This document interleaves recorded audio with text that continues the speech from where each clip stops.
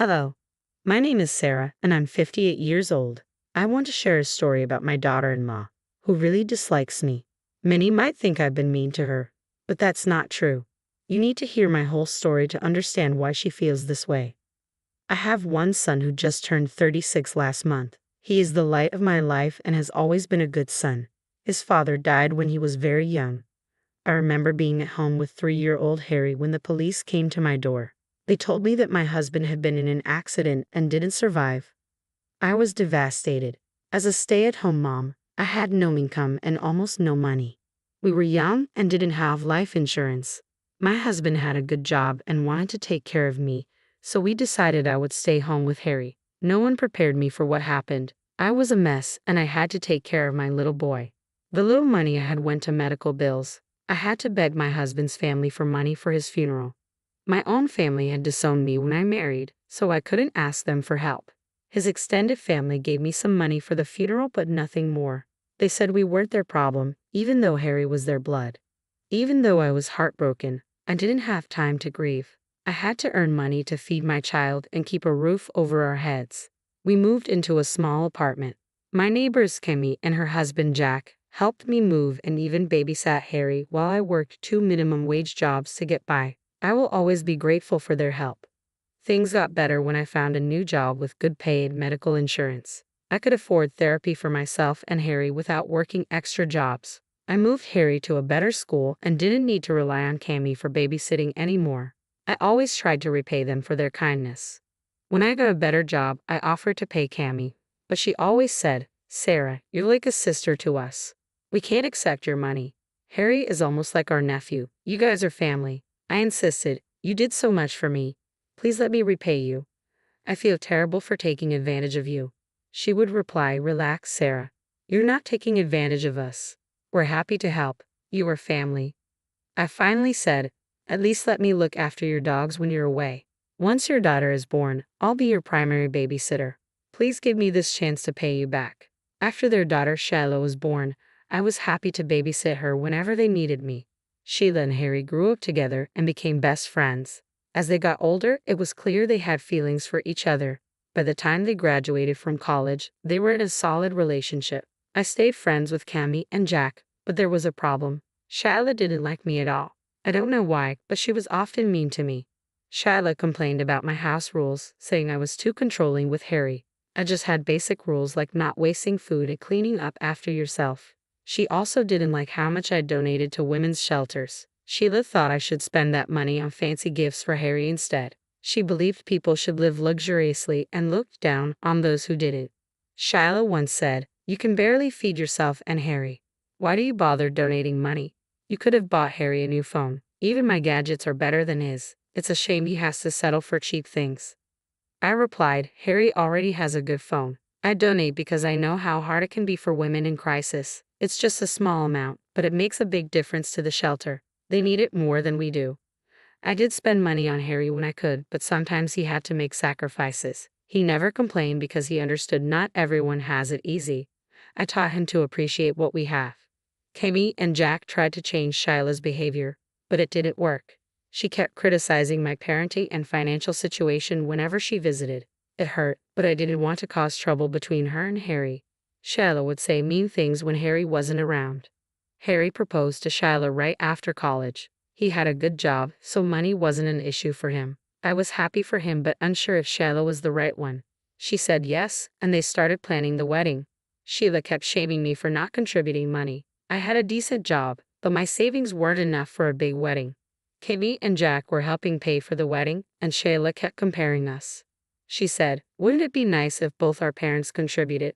Harry can pay for it, but he's already spending so much. Thank God my parents are helping. We have to settle for a backyard wedding if it depended on you."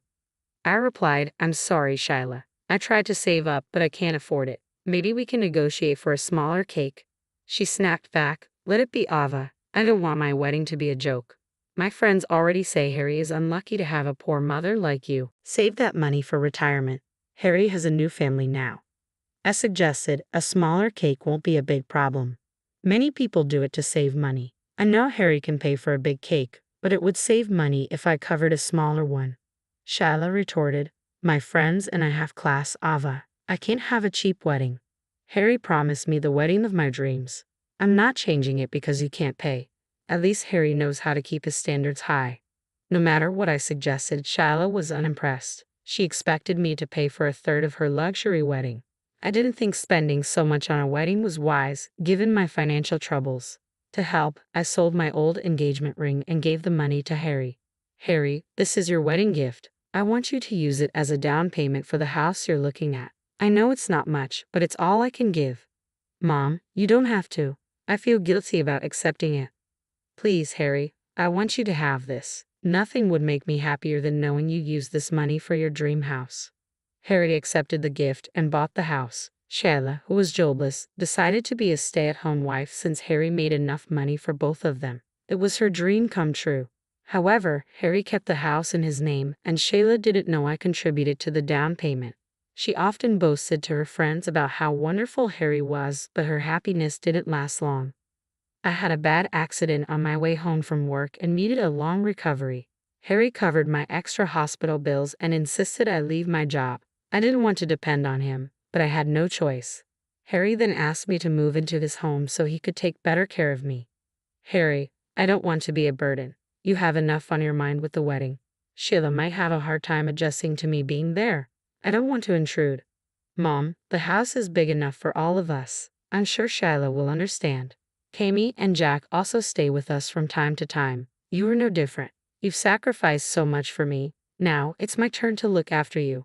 But you need to discuss this with Shyla. I won't live with you if she refuses. I can understand if she doesn't want to take care of me. I'll talk to her. She won't have to look after you. I'll hire a good caregiver so you can rest easy. Harry pleaded with me, and eventually I agreed to stay with them. Ava told me she was happy I was coming to stay, but when Harry wasn't around, she showed her true feelings. She was furious and told me she would kick me out after a few days, just trying to save face in front of my son.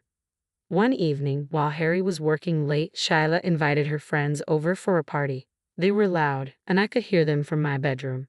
Shyla made sure they were within earshot and said things like, "I'm glad you guys like the house. It's exactly what I dreamed of." Harry is paying for the wedding and the house. If only his horrible mother had planned better for him. Her friend responded, "It's sad Harry had such a bad parent. His mom is practically a peasant. I don't know why Harry thinks so highly of her. She's so poor she couldn't even help with the wedding." She suggested a smaller cake as if her peasant money would even get a Costco cake. "Why is she living with you? Doesn't she have her own life?" Shyla replied, "She quit her job to live on Harry's money. She keeps mentioning how the accident damaged her body, and now Harry is paying for her expenses. Imagine that. But it's only for a short time. Once the wedding is over, I'll make up some lies and kick her out. I have the perfect plan."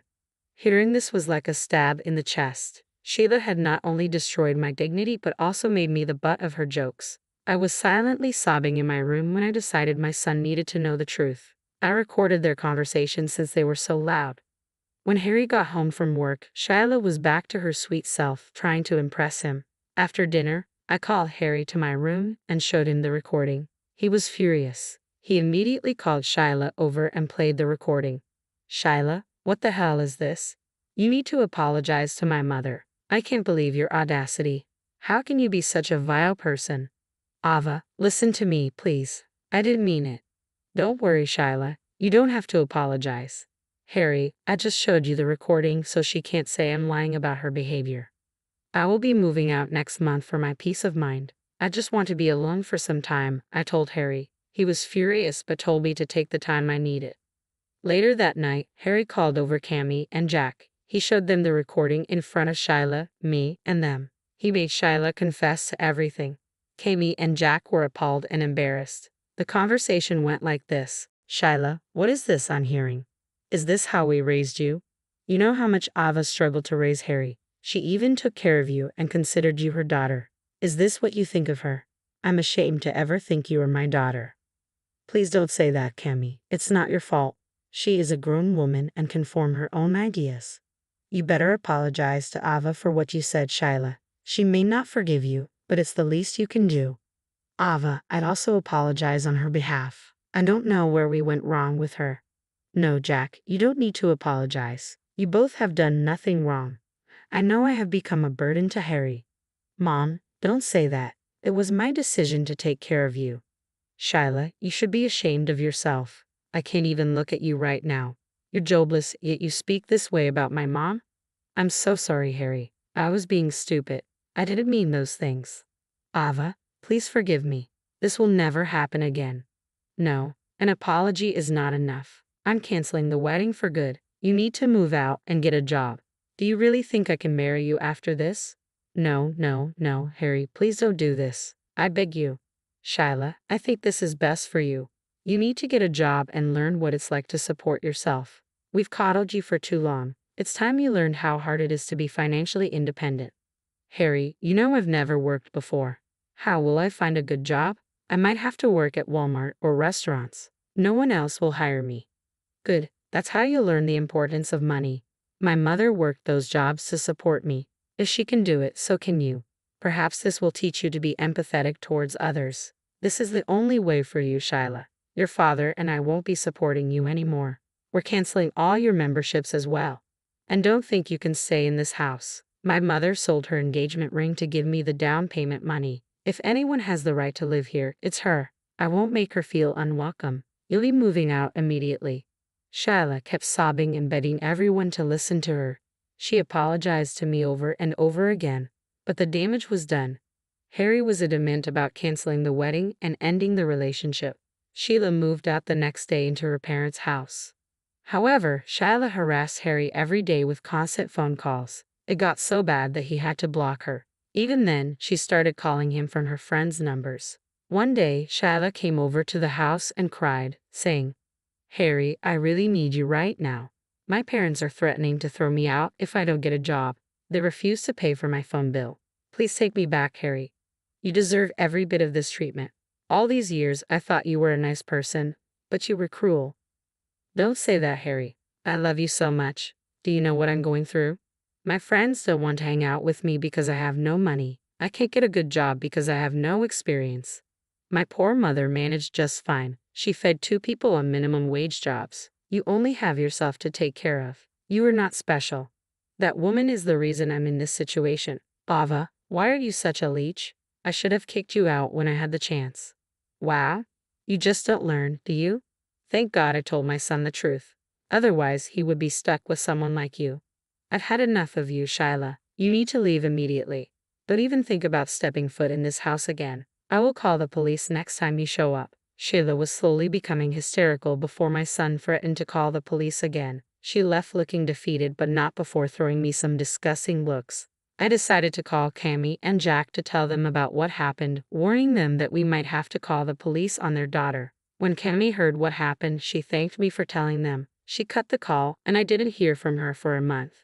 Harry was extremely heartbroken and spent his time either in the office or taking care of me. He also said that he was glad he saw Shyla's true face before marrying her. A month later, I finally heard back from Cammy. I hadn't contacted her because I thought she was mad at me. When she finally called, she said, Ava, I'm sorry for being out of touch this past month. So much has happened, and everyone got overwhelmed. I wanted to give you space so you could decide if you still wanted to keep in contact. You're talking about Cammy? All this time, I thought you were mad at me. We were like sisters, remember? I would never cut you off. Besides, it wasn't even your fault. I could never be mad at you, Ava. It was because of my stupid daughter that this happened. I can't believe I raised such a vile human. You tried your best. Unfortunately, she had such bad friends. She can easily change her thinking, but she just won't. Well, I think it's time she learns. We have kicked her out. She had a month to find a place and move. It's about time we start teaching her about the real world. She's working at McDonald's but hates it. We do talk, but neither Jack nor I send her any money. I think she's staying with 3 other girls in a cheap apartment. Her friends dropped her the moment she didn't have any money to spare. Has Shyla's attitude improved even a little? Unfortunately, no. She still cries about Harry and blames you for ruining her life. We tell her it's all her fault. Sheila still thinks she's too good to work. I guess her delusion isn't cooperating with her right now. We will try our best to set her straight. We have even offered to pay for therapy. If she doesn't improve, we might go low contact. We talked for hours and made things good between ourselves. She was sad she couldn't have Harry as her son-in-law, but understood that it was for the best. Both Cammy and Jack have said they will always consider Harry as one of their own. I'm glad we can maintain a relationship despite everything. A few months later, Harry and I had to put a restraining order against Shyla. She showed up at the house and thrashed my car, which was in the driveway. She also attacked the door when I told her I was calling the police. The security cameras caught everything. The police got there and told her to leave. Both Harry and I decided to file for restraining orders. I decided against pressing charges because it wasn't worth it anymore. Harry decided to buy me a new car so that I wouldn't have to worry about transportation. I'm still living with my son. Cammy and Jack also keep visiting from time to time. Every time we talk about what happened with Shyla, they are still mortified by her behavior. They rarely contact her or answer her calls anymore. Sometimes I feel bad for them. They were good parents and deserved more. All in all, I'm glad it was a tough lesson for Shyla. I also realize how much my son loves me. Harry is currently dating a woman who I think is just perfect for him. It's still early to tell, but I hope she becomes my daughter-in-law.